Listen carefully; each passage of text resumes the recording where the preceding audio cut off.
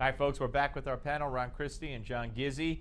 And earlier, we spoke with Heather McDonald, who wrote a great piece at National Review about these claims by feminists like Gloria Allred, who I had on last week. And Gloria Allred told me that the sociopath, or the murderous lunatic, who killed six or seven people, including himself, including stabbing 3 of his male roommates to death. He must have drugged them or something to get him. And the Santa Barbara police chief said it was one of the worst crime scenes he's ever seen.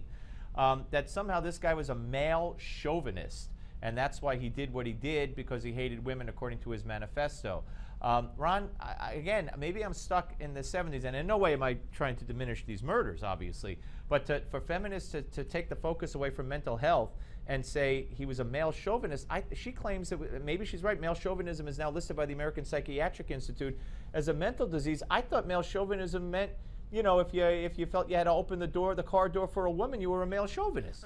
Well, I think that's right, and I think unfortunately Gloria Allred practices a brand of what I would call gender and victim politics. It's never about the responsibility of the individual to conduct themselves normally in society. It's never the responsibility, in this case, of the parents knowing that they had a severely mentally disturbed young man to have institutionalized him. It's always the man's fault. It's always someone else's fault. And again, I wish that these people would go away and we can have an honest conversation where we need to say, let's take more responsibility for our own individual actions in society. John, I mean, I don't know what the women in Congress up there and the Senate, or what they're saying, the 2 senators from California, if they're buying into this at all. It was tragic to hear the father of one of the male victims blast the NRA and Republicans and blame them for the deaths. But has there been any echoing of Gloria Allred and some other feminists up there talking about how this hatred for women is a problem, and an attempt to dovetail it in, as Heather McDonald wrote about, with the alleged 20% of women are being raped in college? No, none whatsoever, and I don't think you're going to see it, because quite frankly, people in public office know that this year, those who actually serve in Washington are carrying an added burden and a target on their backs. If they start mouthing this kind of line and appearing to be not a serious person or focused on the job, they're going to risk some political trouble. Now, neither of the 2 senators from California are up for election.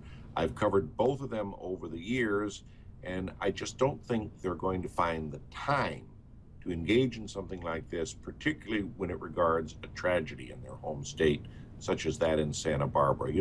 Ron is right. It diminishes from the tragedy when one gets off on these non sequiturs. Absolutely, and we really need to get to the root of the problem, which, as Ron so correctly indicated, has to do with mental health. I mean, this guy obviously gave signs. I mean, one of his roommates wanted out, didn't even want to go visit him or to stay with him. They knew that this guy was a time bomb. But then again, Ron and John, to start with you, it also presents a problem, because you don't want to start or give the government the authority to start locking people up that they might think could be problematic, unless you have hard evidence of something that's really going to happen, and then who makes that decision? And I think that's right, and I think you saw it with the deinstitutionalization. I can't even say that word. Yeah, I know what you mean. You know what I mean. In 1979, which released a lot of people who are in mental institutions out in our streets, and I think we've seen a rise as a direct result of this, of crime. We've seen a lot of people who really have not been able to take care of themselves. But your point is well taken. At what point do the enumerated powers of the Constitution say this is a limited government for the people, by the people, as opposed to the government having the ability to infringe on people's civil rights and liberties? And I think it's a delicate line that we need to find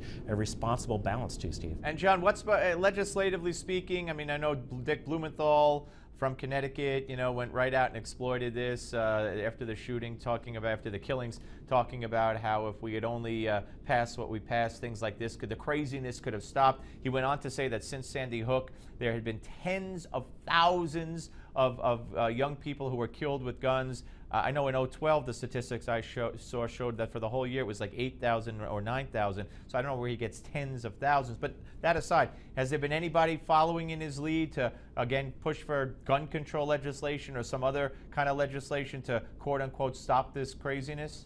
No, not really. And I would imagine you might see some rushing to the microphones or to the camera You know, the joke on Capitol Hill is, after a tragedy, the most dangerous place in Washington is between a U.S. senator and a battery of microphones.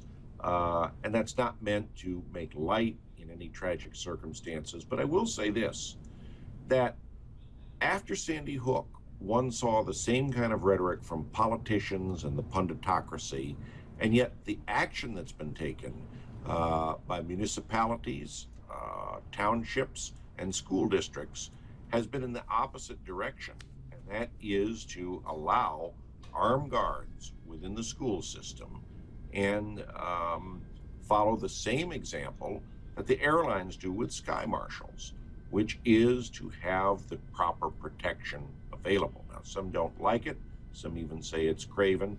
I'm just reporting to you that that's the direction municipalities went, the rhetoric in the other direction, and the cries for scuttling the Second Amendment notwithstanding.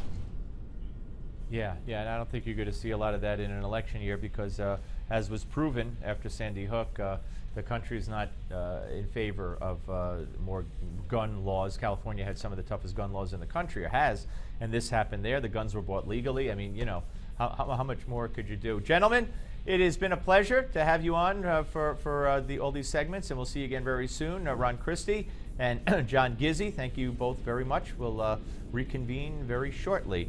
All right, folks, when we come back, we will also reconvene, but this time we'll be joined by Senator Ron Johnson, who's going to have a lot to say. Don't go away.